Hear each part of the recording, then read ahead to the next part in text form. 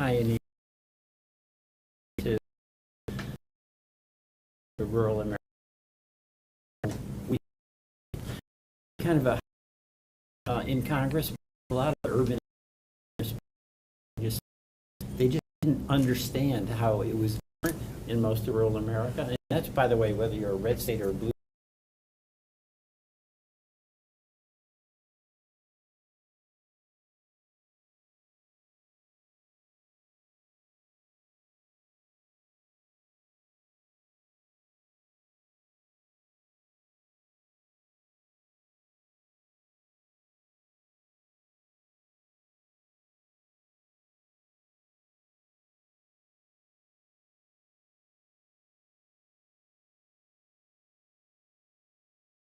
Talking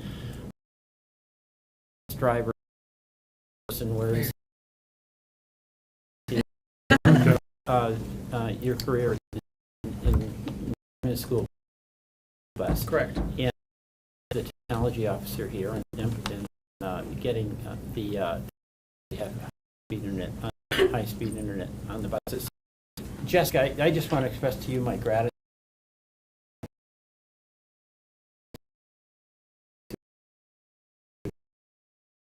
I've served committees that have worked with the FCC when I was now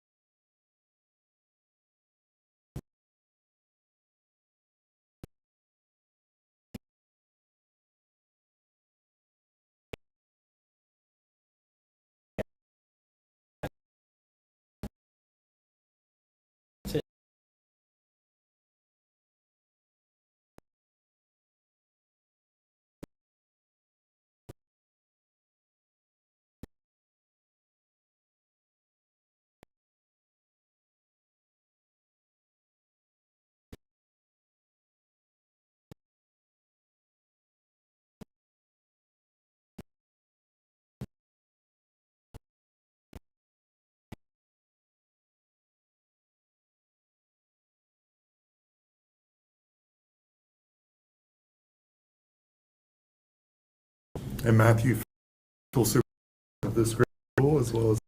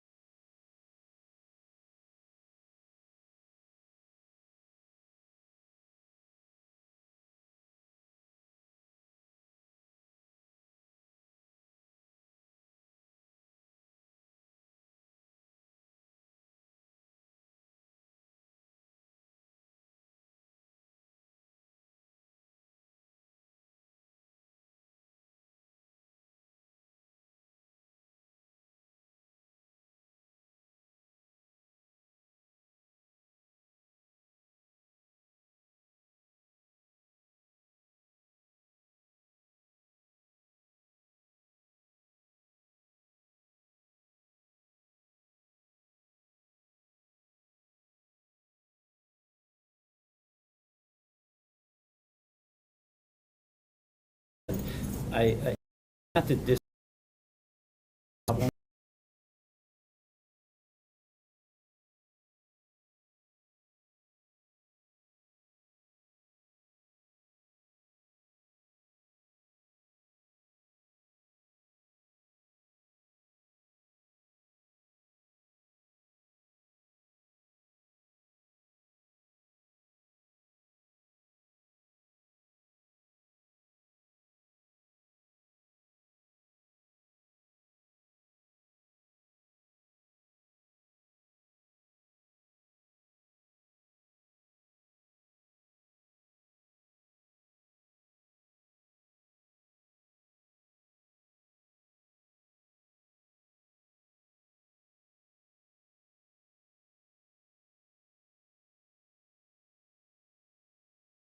When they like get worried because they're on the bus and they're not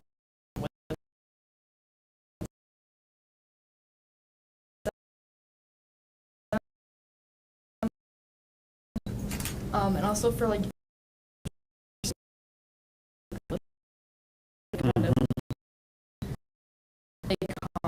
bus environment very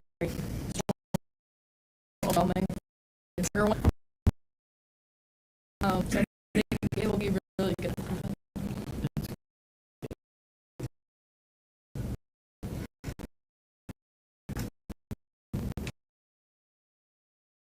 I have like a ride, but or hour long bus ride.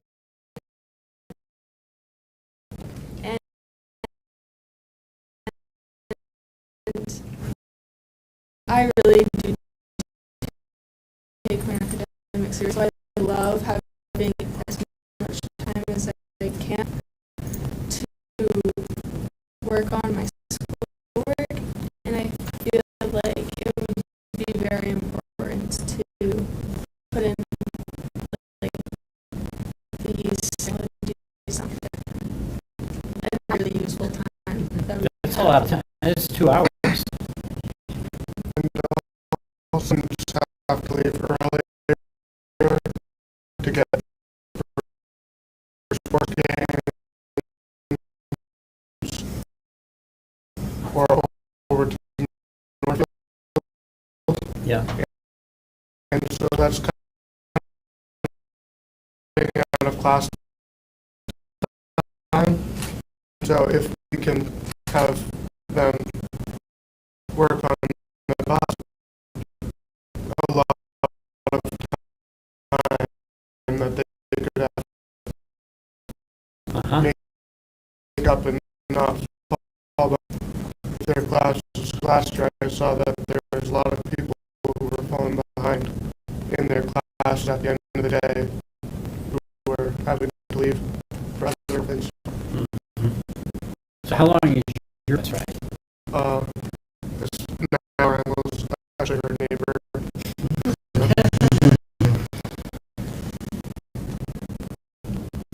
Anybody else just want to talk about? Sure.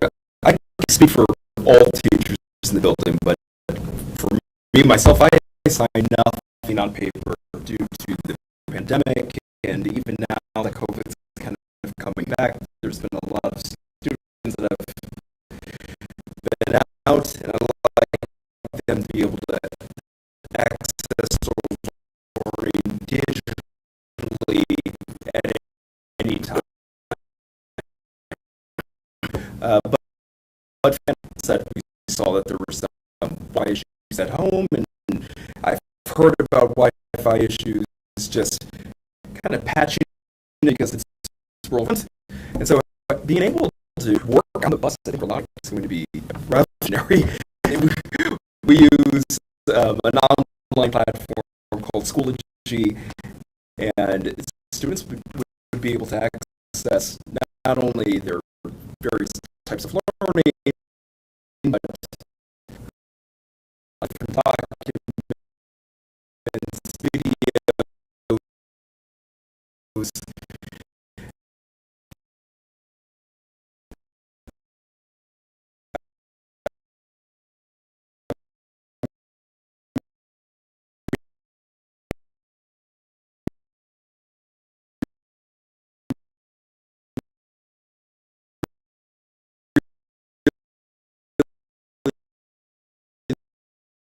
the full classroom experience just coming to and from school. So I think it's a great idea. And to go with that stuff fun. I know that one of my advisees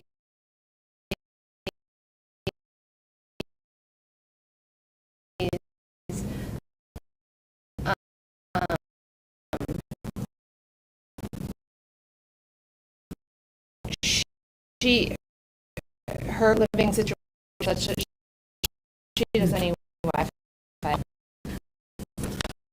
And last school year, I would see her come in the last half hour of the day and just printing stuff off.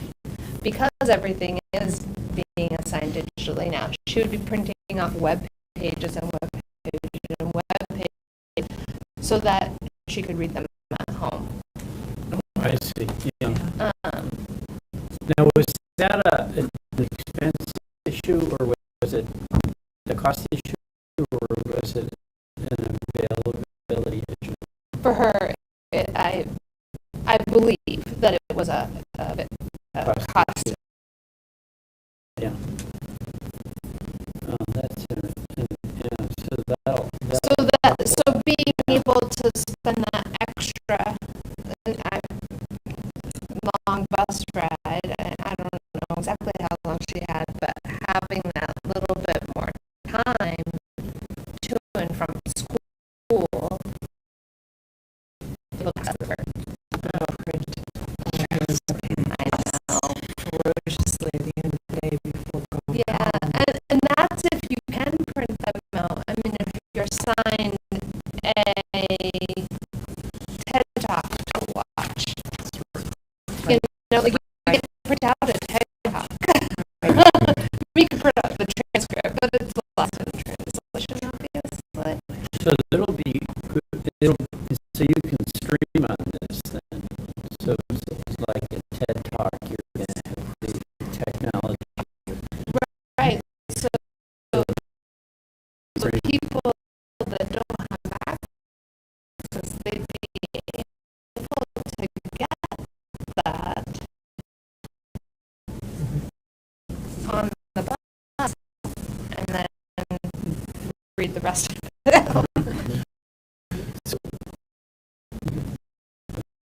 I have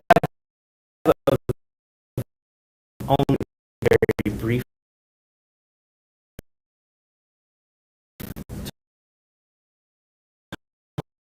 time in Vermont. Actually, originally I worked for a number of years when I moved up here. I would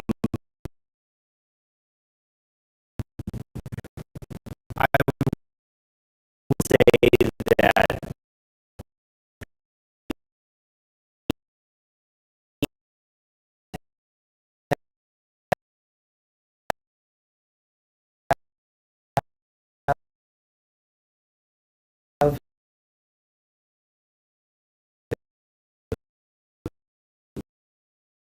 able to access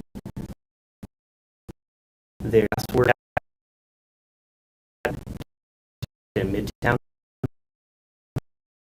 And we had to move from the Bronx from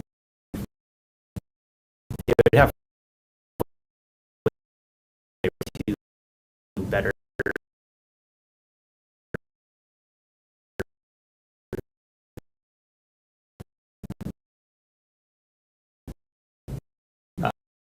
telephone because right, so they could ask their homework that then would allow that hour addition, and some students go slightly beyond an hour depending on bus route.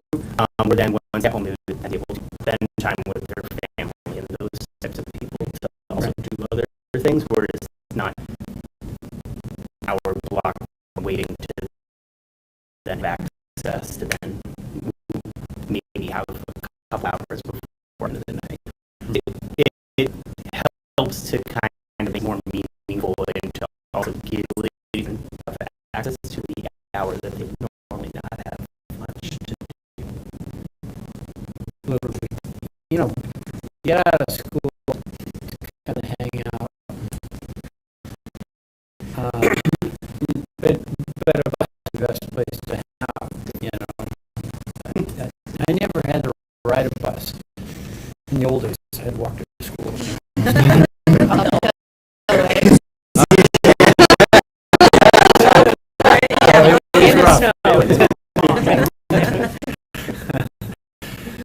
But I'll ask the question. Some skeptics that you'll just surf the net as opposed to use it for homework activities. But even that seems like if it's a calming situation, if it helps calm the transition, so you have better time with your friends. Just speak to us a little bit about that. How you see it playing out.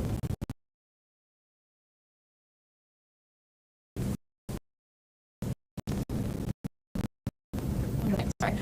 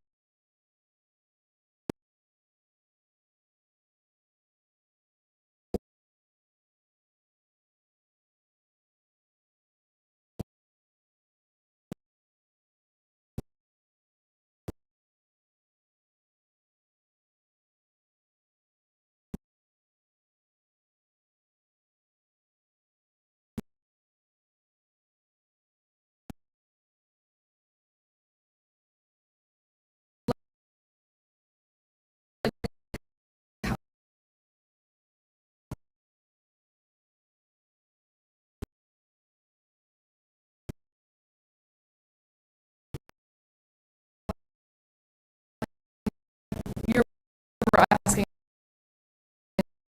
like how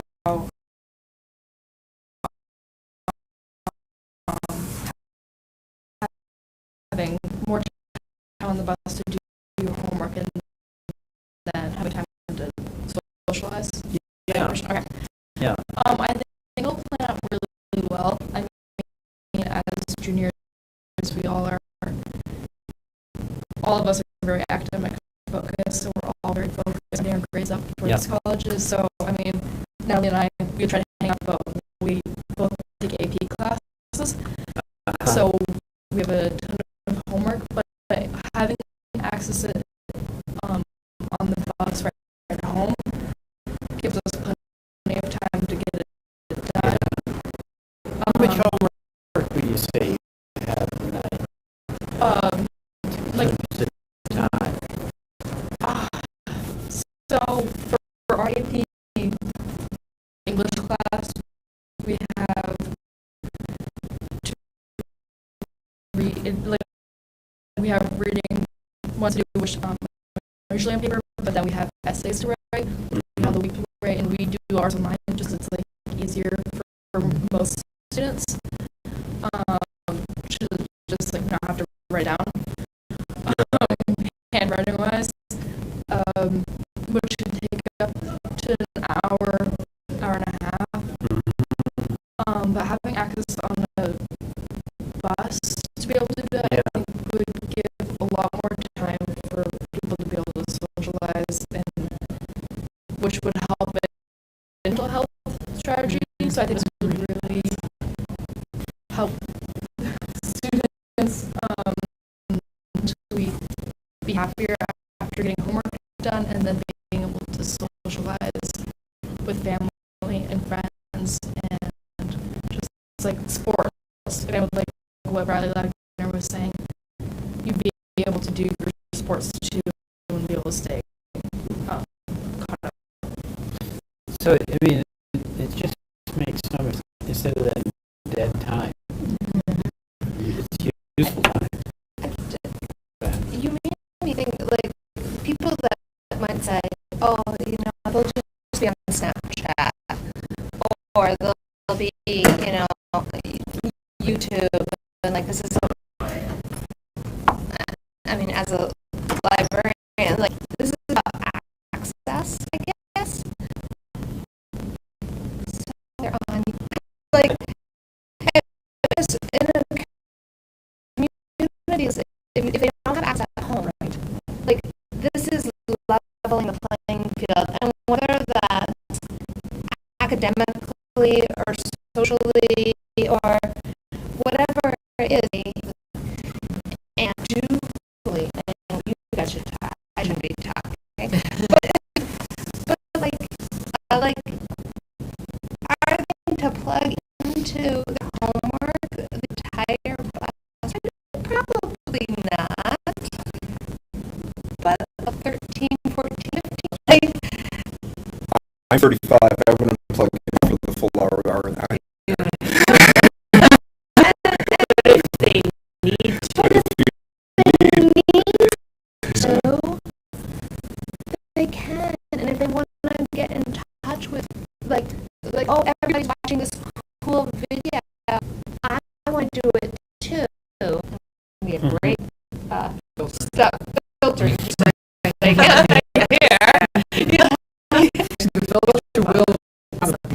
here. Correct. It's on school third.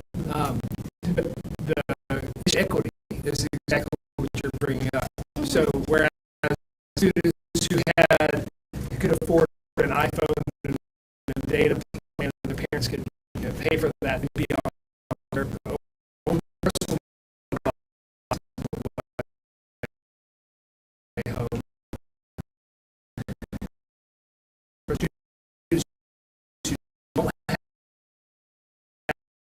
that ability, they now can get out there with a device and have connected to not all the content, but some of it could be educational, some of it could be entertainment, or just they could be doing their homework, but it does give them an opportunity where they never had that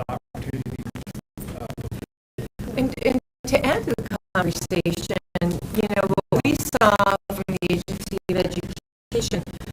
The pandemic hit and we had to all go remote. All of our schools were on one-to-one, meaning we had a one-to-one, and so obviously federal funds came in and did help with that. But the way we're doing education, as you were saying, is changed. Yeah. And so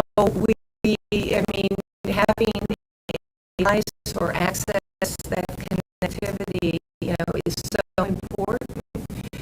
And I was looking up figures of the state E-rate in the history of the program. There's been more than $53 million dispersed here in Vermont, and Trey's smiling because it's a very carved out niche for this fund, but just so important in terms of helping districts have that connectivity. And we've seen over the inception of the program that demand for the funds has steadily grown year over year. On average, we see a growth of about 3.5 million. And so it's expanding to the school buses is just a great recognition that we're learning all the time. Yeah, it's interesting. Not all my colleagues are worried about the expansion. And I went back and I looked at during the Bush administration, we had actually funded not just broadband and internet connections, but also voice connections in schools. Yeah. Technology was different back then. We also had a target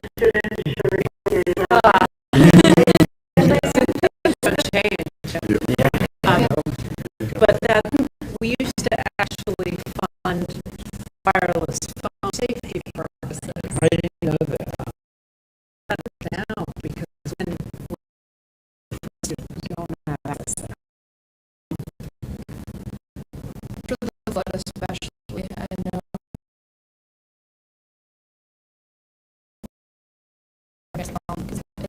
And I might be able to add on a good majority, but a good amount of students at both the elementary and the high school have been able to have access to it.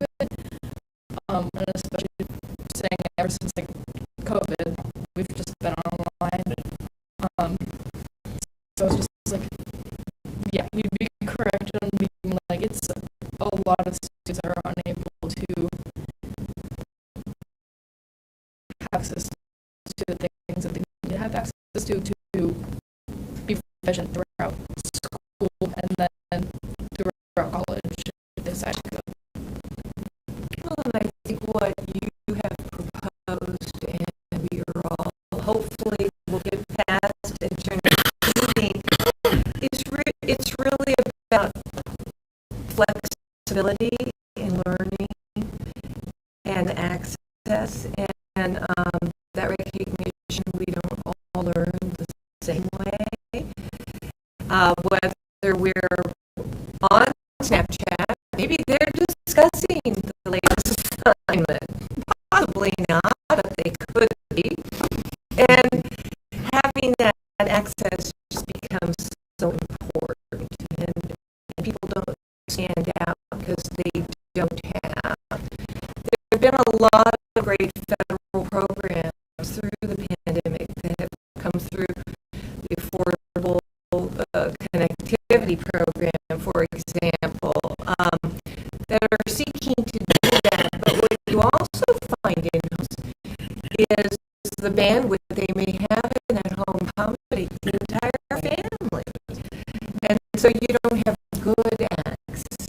And so offering it as another option, especially on a school-provided device, gives that student that exclusive opportunity to learn.